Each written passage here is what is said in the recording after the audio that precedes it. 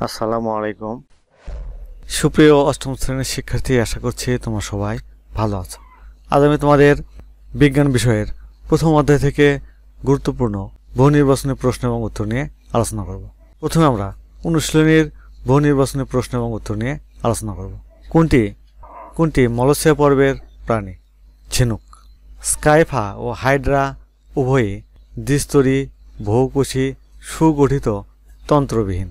সঠিক উত্তর গ, 2 এবং 3। নিচের ছকটি লক্ষ্য করো এবং 3 ও 4 নম্বর প্রশ্নের উত্তর দাও। এই ছকটি পড়ে নেবে।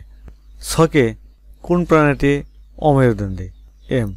উড়তে পারে এম ও এন, অর্থাৎ এই প্রাণীগুলো এবং এই প্রাণীগুলো। তারপর প্রাণী জগতে কোন পর্বের প্রাণীর সংখ্যা সবচেয়ে বেশি? অর্থোপোডা।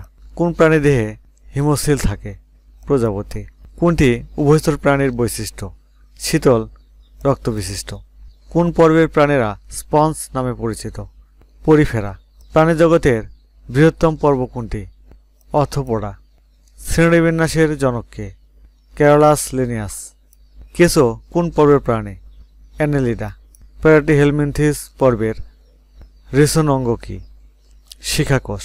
অন্তঃপরজীবীর বৈশিষ্ট্য হল দেহ খণ্ডায়িত, উভয়লিঙ্গ, একলিঙ্গ, ফুসফুসের সাহায্যে শাসন কার্য চালায়। উত্তর খ এবং গ, দুটি ঠিক। কোন প্রাণীটি অরীয় প্রতিসম? তারা মাছ। কোন প্রাণীর দেহে শিখাকোষ থাকে? ফিতাকৃমি।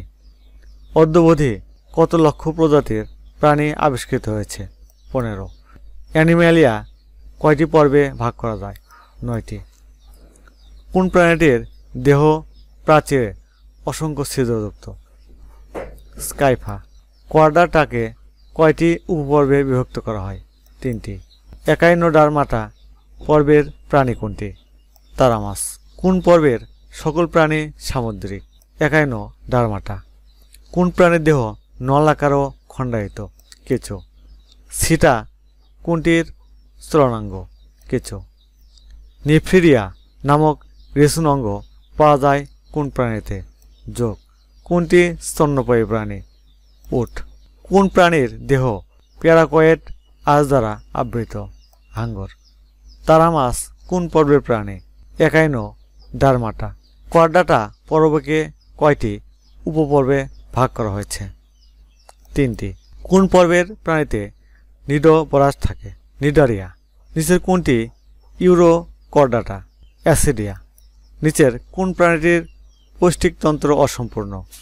যকৃত কৃমির।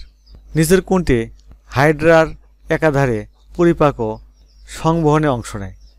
সিলেন্টেরন। গোলকৃমি বাস করে মানুষের অন্তরে। সরীসৃপ প্রাণীদের বৈশিষ্ট্য কোনটি?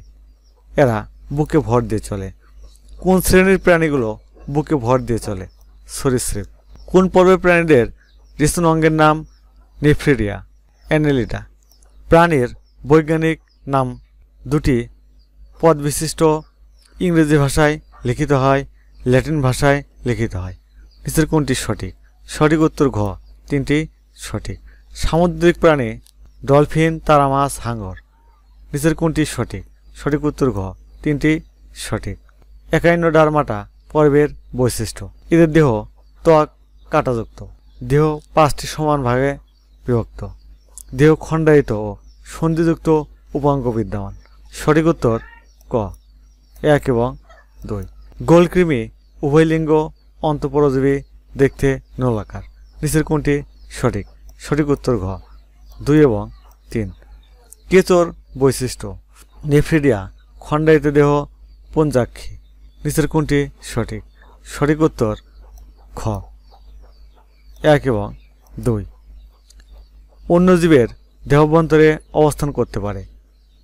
পরভোজী, পরজীবী, অন্তঃপরজীবী। সঠিক উত্তর গ, 2 এবং 3। নিচের চিত্রগুলো লক্ষ্য করে এবং 43 ও 44 নং প্রশ্নের উত্তর দাও। চিত্র বি প্রাণীটি শ্রেণীভুক্ত কোনটি? হাঙ্গর।